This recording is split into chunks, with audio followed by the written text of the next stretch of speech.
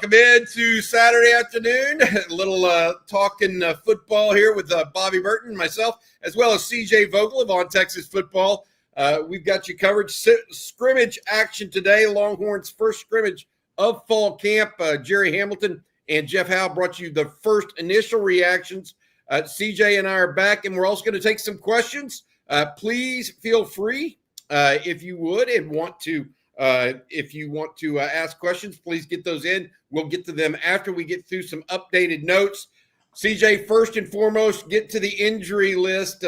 We left them hanging around 2 o'clock when we last met up with folks here on the channel. Nick Brooks, the big offensive lineman out of Georgia, went down during camp. What do you know is the latest on his health? Yeah, of course. True testing behind the scenes will determine the severity here. But right now, I've heard some positives in the sense that he did leave the facility, Bobby, on his own. No boot, no brace, no crutch in terms of any ailments there. Of course, again, we'll see what that level of severity is. But ultimately, it sounds like it's not the worst case for Nick Brooks, which is certainly a relief considering where this offensive tackle position has gone over the last week or so. But that is where we're at now, still awaiting final word, but it ultimately sounds like it's more on the optimistic, positive side than maybe what was assumed originally. Yeah, I think that you don't let guys go home without any a brace, crutch, etc. if you still think it might be an ACL, but you never know. We'll have to wait and see. He was carted into the I'm told that he was carted in and then came back later. But we'll have to wait and see what transpires. That is our latest update on Nick Brooks. CJ, also what you heard on Cole Brevard, the defensive tackle. He went down a little bit during scrimmage, but a little bit better news or more positive news there. Yeah, something about these 350-pounders, Bobby. It's not a great day for them out on the field, but Cole Brevard did leave practice today, but he did return, and he got right back into action. Very much a positive. He's been running a lot with that first and second team unit. This is, again, a guy that you're expecting to see a lot over the ball this fall. So a positive note, got a little dinged up, but right back into action to finish the scrimmage live on the field. I was told, by the way, that Cole Brevard started off. He was with the ones alongside Alex January to get going this morning over at DKR. A couple other injury notes. One is more severe. Amari Winston, tight end out of Georgia, had been having a wonderful camp, had a wonderful spring practice. Apparently, he injured his shoulder earlier in the week, did not participate in today's scrimmage, and is expected out for a couple of months. Texas has not confirmed that at this point, but that is what we are hearing behind the scenes. Again, Amari Winston, a guy that CJ, you and I saw a couple different times, and we're like, wow, this guy's a little bit better than maybe some people were giving him credit for out of the gate. That's one thing to look for. Emmett Mosley also was held out of much of today's workout. Young man that's a portal transfer from Stanford via Southern California. He essentially was held out. We believe it is an ankle there, but we will wait and see what's going on. It is not expected to be anything major. All right, CJ, before we go to our next topic, I want to say this. As we thought about it this afternoon, what we want to talk about before we take questions from the audience is the firepower that we saw on offense or the lack of it, okay? The defense, I think you and I both heard the same thing. So did Jerry, Jeff, Blake. We've all written about it now on ontexasfootball.com. If you don't have a subscription, you definitely need to get one because that's where we had a lot of notes this afternoon breaking. We both heard the defense won the day for the most part. Yes, absolutely. That's kind of been the theme of fall camp at the moment. And again, I've seen some comments, in the chat here. Is that a concern? Not at all. Not right now. Defenses typically are ahead of the offense early in the fall camp, and it's all about the offense getting up to speed with one another. Again, this is, for the most part, a brand new unit collectively on the field together. So, yes, I've been told that, look, that scrimmage today, Bobby, it was challenging for the offense to move the ball, though when they did, I think that there were some good chunk plays that were made. Wingo had a few. Parker Livingstone had a few. It sounds like there's a nice connection brewing right now between Arch Manning and his top wide receivers at the moment. So that's a positive. We'll get into that here in a minute. But ultimately, that front seven is really where we're starting to see a lot of that consistent pressure. And I think Pete Kwiatkowski dug into his bag a little bit today, Bobby, as well, dialing up some exotic looks, some pressures, and made life very difficult for that offense. I mean, we heard Colin Simmons had a sack. Anthony Smith came in. Anthony Hill did not.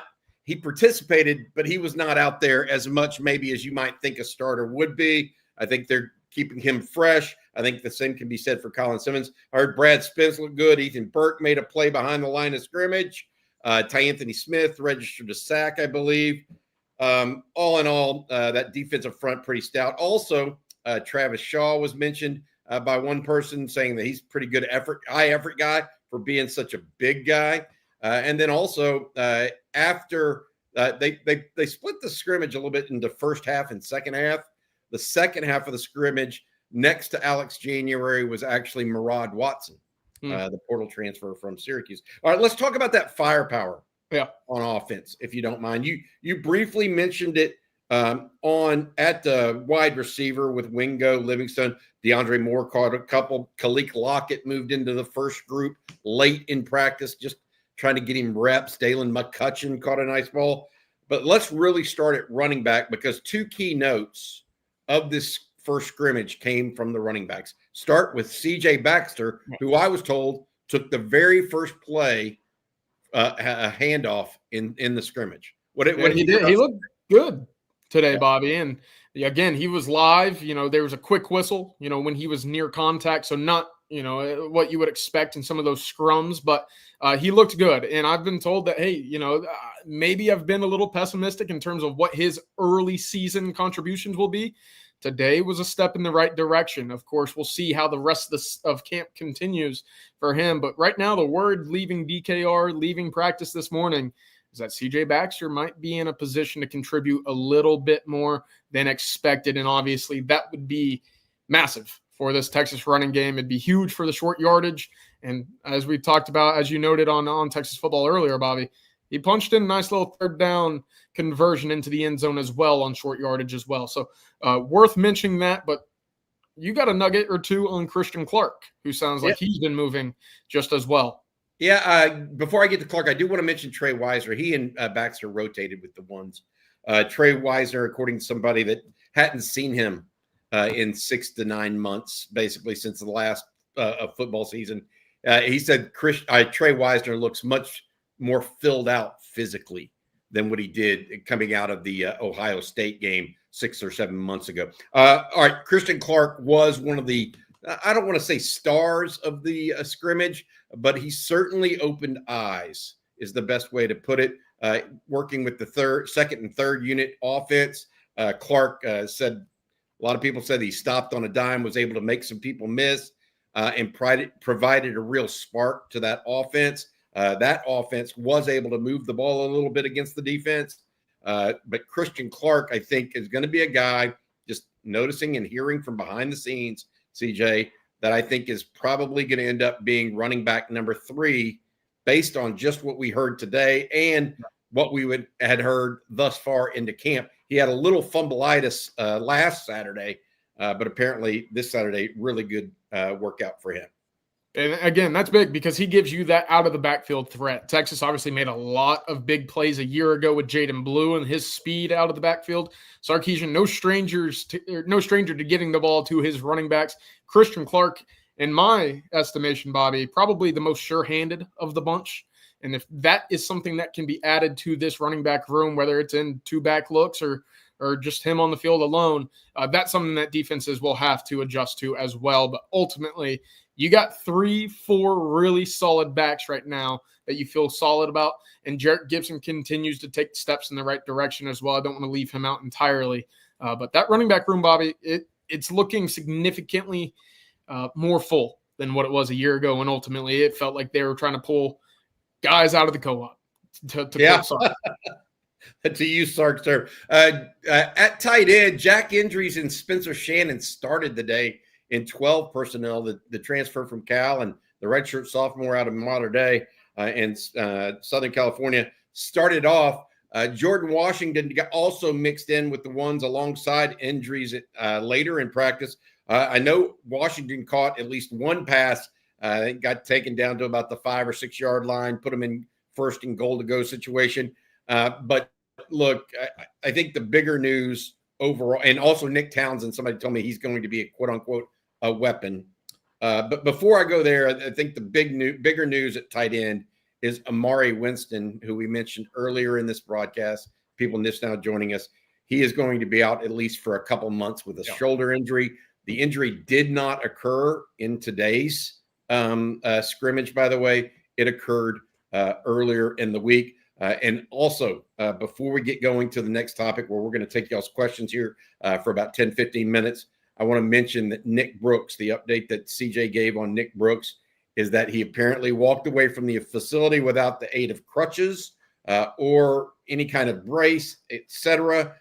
So we think it might be good news. At least we're crossing our fingers after what we heard initially could have been really, really bad news for the Longhorns. Cole Brevard also returning to practice after being injured a little bit today. There could be other nicks and bruises we don't know about at this time, but those are the ones we have heard as of now. Emmett Mosley also sidelined for most of scrimmage, we believe, with an ankle injury a little bit. He's hobbling on that ankle. All right, CJ, you ready to take some questions from folks and get into it a little bit? Yeah, absolutely. Real quick, I want to touch on the quarterbacks, Bobby. Yes. I forgot about how do I forget about those guys? Yeah, we've only got Arch on the thumbnail. We got to talk about him a little bit. But solid day altogether for the quarterbacks. I was told only one interception, which came from the second unit. They protected the ball a little bit better today. Aside from Arch, the name that I heard the most today was about KJ Lacey, believe it or not. So source told me this kid is going to play at Texas. And again, we'll see, because there is a long line of quarterbacks waiting to sniff the field in a Sarkisian offense. But it sounds like KJ Lacey continues to turn heads, and he's doing so more so with his legs at the moment as well. I heard he had a touchdown pass, really beautiful one, to Dayday McCutcheon over Cade Phillips. So to your point. How about that? That's some competition there, Bobby. Those are some good freshmen. That's what you want to see. I would also say Matthew Caldwell apparently moved the team really well, but Matthew Caldwell was running with the fours most of today. All right, let's get going to the chat and get it going. We'll start with E. Kim. What position group looks strongest in the scrimmage? I don't know the answer to that. I have a hard time saying that. I do know that people were really impressed with the defensive line. CJ mentioned the front seven as a whole. I think that's probably would be the consensus if you asked folks. But I don't know if it's a particular group as it is, as much as it is just the front seven in its entirety. I will say this. I forgot to mention this, but a couple of people I talked to, the punter, I was not the only person that likes the new punter. I'll just put it that way. He turned some heads today, unlike the field goal kicking. But that's a different story. This one from Scott Sturgeon. How much of an advantage does the defense have in these scrimmage situations?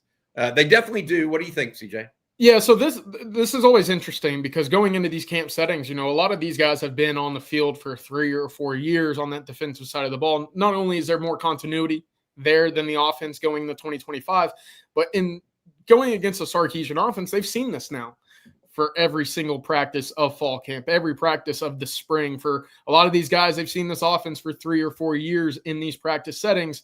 But on top of that, there's a lot more talent in my eyes. And again, I don't say that as a knock on that offensive side of the ball. I believe that offense is going to be in the conversation for Sarkisian's best since he's arrived in Austin. But they've got a number of All-Americans already on that defense. And again, this is without Colin, Simmons, and Anthony Hill seeing extended number of snaps. If I could go back to that position group, Bobby, I heard linebacker looked really good today, and that's including a Bo Barnes, who I was told made some really impressive chase downs. And again, at 240 pounds, can really move in the middle of the field. I love it. I love to hear those young freshmen getting some reps. Let's go to Gray Man. My money is on Christian Clark to be the out-of-nowhere star the national media has no clue about. How shocked would you be if Clark makes it as an all-SEC player this year? I'll tell you this much. As surprised as I was last year that Trey Wisner topped 1,000 yards until the injuries. Yes. You know what I mean? Nobody was thinking that Trey Wisner would be rushing for 1,000 yards this time last year. And then the injuries happened, and we were like, okay, either him or Blue are going to have to do it. And even then, the more money was on Blue to be the lead guy instead of Trey Wisner. Great man, I think that's a stretch. I'm not saying he doesn't have the ability, but I would say it will be a stretch as long as Trey Wisner remains healthy. And if Cedric Baxter keeps getting better, that was one of these storylines of today as well. Might be a year early on that prediction. And I like it because I do think Christian Clark is going to be a very solid player for the University of Texas. And to your point, Bobby, he again has looked very impressive since returning to the field in the spring and even today. But 1 year, I think 2026 is where you really see him break out on that national scale. All right, let's go. Thank you so much, Gray Man, for the super chat. Another super chat. Colin Davis, is the O-line going to keep us from winning at all? Man, Jerry was a somber dude this afternoon. Yeah. Jerry Hamilton, when he heard that Nick Brooks had went down, because Jerry's like, no, that's the third tackle. It's probably your backup left tackle and your backup right tackle, and losing 2 tackles in the first week and a half of practice would be no bueno. But I will add this: what we're hearing right now is we think Nick Brooks is going to be okay. He walked away from the facility unaided earlier today after the scrimmage. But CJ, my thought process on this is the bigger question: is the O-line going to keep Texas from winning at all? I mentioned those 2 sacks in the. I didn't even say this early on. Apparently, the first 2 series of the ones did not get a first down. Wow! And they had a couple of different sacks that happened. Was that on the quarterback? Was that on the DBs covering, or was that on the offensive line? I don't know that right now. I didn't get that far into it with the folks I talked to. But is it possible that OL is the one that keeps them from winning the national championship? I think, look, it's the biggest unknown of this Texas team, and look, I again feel really confident about this defense being a national level side of the football. That offensive line with all of the new faces, how quickly do they gel? They're being, baptized by fire essentially right now going against this front 7, as we've talked about basically every show. But it's a lot of unknowns. And, hey, quite frankly, to hear about the success of the running backs gives me some optimism, but you'd like to see that more consistently throughout the side of the scrimmage and not starting out strong, Bobby. That's going to bite you if you walk into the horseshoe on August 30th and come out lethargic. Yeah, we got to see what happens. I mean, they're still getting mixed and matched around too on the O-line. I was told that Nate Kibble flip-flopped to right guard this week. He had been working at left guard behind Nato Omozlu. They flip-flopped him and Connor Stroh this week. Connor Stroh moved from right guard to left guard.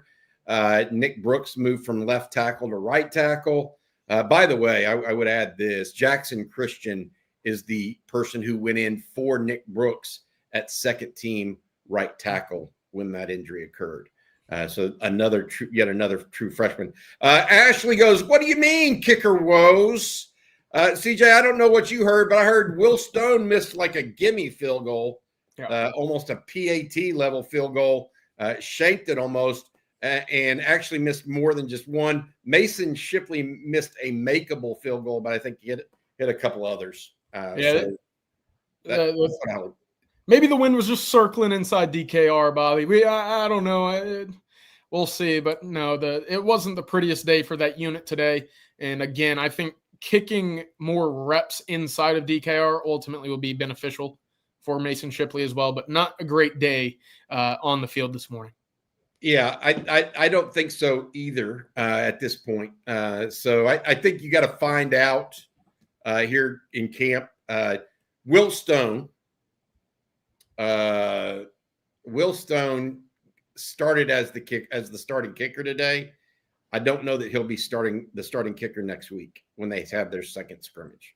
I'll put it that way. That doesn't mean Will Stone's not a quality player for the University of Texas as a kickoff specialist, but I think it's likely we saw that transpire today.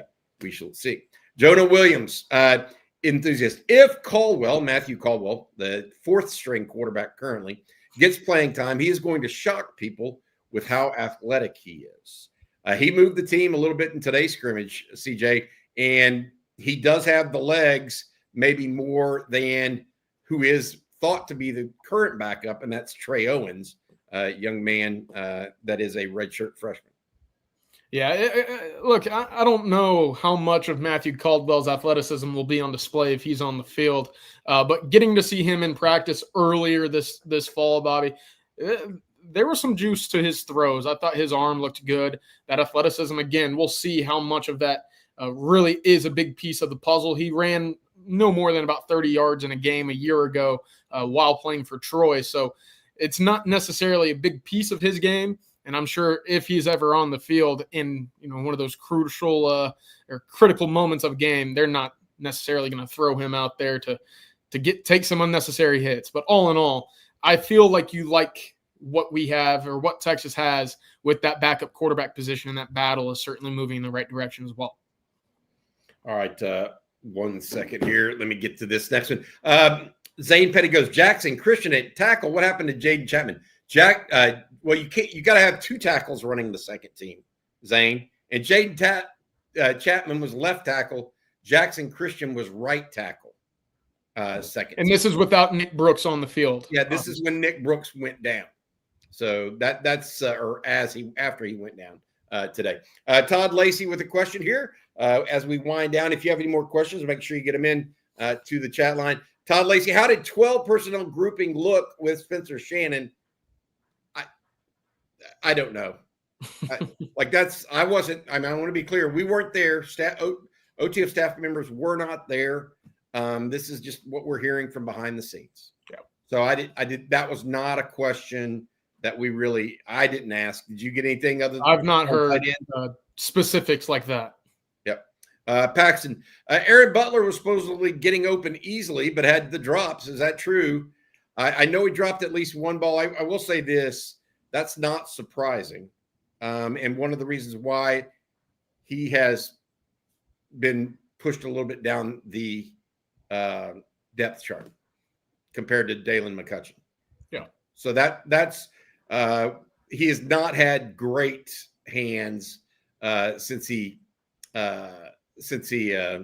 got going. Any interception? Did you hear who the interception was from? Any interceptions from Manny Muhammad? You said you heard of one today? One, I believe it came from Trey Owens. I know it was on the second team on the field today. I did not hear who was on the receiving end of that, but only one interception today. And I have confirmation it did not come from Arch Manning. So I do not believe it was with that first team defense on the field. Okay. Well, that's where Manny would be. I did hear on defense that Kobe Black was the first corner off the bench. Then the second team corners, after you mix in Gilbo, Muhammad, and Black, were Cade Phillips, as well as Warren Roberson. That was the other one. Kyan Davis, sorry if I'm mispronouncing that name. Is it as severe as Mosley's ankle injury, as severe as Isaiah Bond's? Because we know how that went down. Yeah. We don't know that at this time. I personally don't, unless you have any insight there, CJ. No, nothing on Mosley just yet. Again, Texas is going to be very cautious, and we've seen guys leave facilities in boots for significantly less. And again, that kind of bodes well to the Nick Brooks news in the sense that he did not have any protective padding as he left Moncrief this morning. All right, Zane Petty. Will Simmons be the buck and Spence be Jack on the field at the same time? Seems like our best pass rushing duo. They could in third and long situations or passing situations. So you're on to something a little bit there is what I'm being told. Yeah. But, I don't think it's an every down scenario.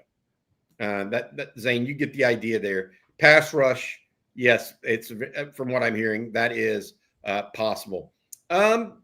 Nathan Lee, will we see CJ Baxter block more due to the O-line concerns?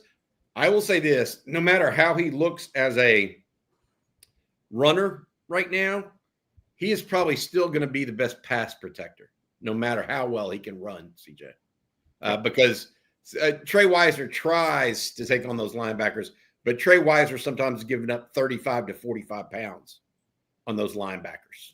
It's not that it's not from a lack of effort or strength. It's just they are that much bigger than Trey Weiser. Yeah, Texas was certainly hamstrung last year in that pass blocking approach from the running backs. Again, you mentioned Wisner, but Blue very much the same, only about 5'9", 190 pounds or so. So if Baxter is fully ready to go, 225, 230 pounds, that is a big body to take on some of those blitzing linebackers and chipping off the edge. I think he'll certainly be a piece of that. And again, go back to what Texas used with a Roschon Johnson in this kind of situation in 2022, 23. That was in 2022, that was a big piece of what he was able to do when on the field. I look at it, even a Christian Clark in that kind of situation as well. Pass protection needs to be paramount considering what we know about this offensive line as well. And it certainly sounds like that's going to be a big piece for this unit on the field this fall. We got 3 more questions, comments I want to get to before we get going here. Too broke to pay attention. Any James Simon sightings or news? I did not hear of anything about James Simon. The backup or lower down the depth chart running back that apparently made some news today was Christian Clark. Yeah, that's number 6 is what I was told. Looked really, really good. That's Christian Clark. That does not mean James Simon didn't play. It's just, we're dealing with imperfect information right now, so you guys understand. Jonah Williams, CJ, any wins on the scratch-offs? I think this is an inside joke of sorts, but did you lose a bet and have to buy a bunch of scratch-off tickets or something? Yeah, I lost the fantasy football league a year ago. The punishment, I had to go buy 25 scratch-offs, one at each different gas station, so 25 different gas stations this morning. $5 a pop, made out $45. So it was a tough start to the day, Bobby. Devon Alson, let's get back to Texas football with the super chat. Thank you, Devon. It sounds like the offense with Arch is starting to sound boom or bust with big plays. Is that accurate through camp? That's a pretty astute comment by Devon, in my opinion. It certainly was at times today, from what I heard. Yep. Is that what they're doing every day in practice? I don't know that. I will say it did sound like, again, Livingstone and Wingo, the two guys, larger stature, was able to stretch the field very well today. Sound like Wingo had about 2 or 3 receptions that pushed 25 yards or so. Livingstone very much the same. I was told he had about 3 catches that went for 15 plus. So it sounds like the big play is there. One of those Wingo receptions was for a 35-yard touchdown, by the way. That sounds to me, Bobby, like what we will see with an Arch Manning offense. The big plays will return to the Texas offense. Texas, I think a year ago, were trying to score runs, hitting single after single after single. You're going to see the extra base hits, right? You're going to see the home runs with an Arch Manning, if that makes sense. Hopefully that connection or that analogy landed there. But that's kind of where we're at today, especially with the slow start. It sounded like the boom or bust was what we saw on the field, or at least heard of today. And again, I don't know if that's what we're seeing every single day in practice, but this morning it certainly sounds like it lent a little bit more towards that direction. Yeah, the defense was fit to be tied early. They took control of the scrimmage early. To your point, CJ, I think what Devon's saying is possible, and I think that if Arch can ever he's going to make the big plays. He just is. He's got too good an arm. Has a penchant for it. I think a little bit based on what I've been told. But he's got to move the sticks too. Yeah. And maybe that's one of those things that happens as you get more reps as a starter and start getting into games more and more scrimmages more often. By the way, I want to add this. I was told that they didn't just scrimmage only. They did some 7-on-7 stuff early as well and did some run through routes. So it wasn't just only a scrimmage. There's some warm up to it. Et cetera, as people got ready. Josie, you're going to be the last one today. And the question is, how did my guy Murad Watson look? I actually did get some feedback there. Watson looked really good. Mm-hmm. That's not new news per se from folks that we've heard. including from Steve Sarkisian, by the way. But I heard that Watson looked good. Again, in the second half of the scrimmage, he was the starter at defensive tackle alongside Alex January. But more positive reviews, I guess, is the best way to put it from Murad Watson. CJ, defense dominates. Arch and the offense didn't get started really till that third series. CJ Baxter back running a full blow. You said the short whistle when he ran into the line of scrimmage. Christian Clark looked good. Ryan Wingo, Parker Livingstone, Jordan Washington had some nice catches at tight end. And then injury updates just before we let everybody go one last time, and it's up to date here. Nick Brooks was injured and did not return to practice. They took him into the facility, but he walked out of the facility without aid, no crutches, et cetera, is what we were told. Cole Brevard was injured during practice, but actually returned to practice during practice. Amari Winston, the tight end out of Georgia, apparently out for a couple of months. This injury did not occur during the scrimmage today. It actually occurred earlier in the week, but sounds like he has a separated shoulder or something like that. And then Emmett Mosley, the wide receiver, was on the practice field, but was held out of the actual scrimmage itself. Ooh. Anything else, CJ Vogel, that I need to mention? I will say this, Dalen McCutcheon, it sounds like Texas has a real gem in that one right now. He's moving the best of that freshman bunch at the wide receiver spot. But all in all, Bobby, it's good to hear some of these practice updates. I'm sure Texas fans are enjoying their Saturday, and hopefully this brought some more joy to them as well. But ultimately, we're getting that much closer to college football kicking off. All right, we'll have more for you guys on the site on ontexasfootball.com. Make sure you check us out there. You can get a special right now. We're carrying a special, just $39.95 for a year or $5.95 a month if you just want to pay monthly. Go to ontexasfootball.com. That's where we leave a bunch of notes from everything that we have, team news, recruiting news, scrimmage, etc. Whatever fish you wish. That's ontexasfootball.com. Use the promo code OTFOG. Become an OG with us. OTFOG promo code. Also, want to mention to you guys that we are excited about what we've got coming. A lot more coming tomorrow. We'll have an update again and keep trying to beat the bushes to see if there's any more information we can bring you guys from the scrimmage that occurred earlier today. All right, for CJ Vogel, as well as Matthew Hutchison, as well as Jerry Hamilton, Rod Babers, Jeff Howe, who I'm missing, CJ Ed, everybody involved that helped out and contributed a little bit today. We appreciate you very much. You guys have a good weekend. Hook 'em horns. Hook 'em. Thank you, Matthew.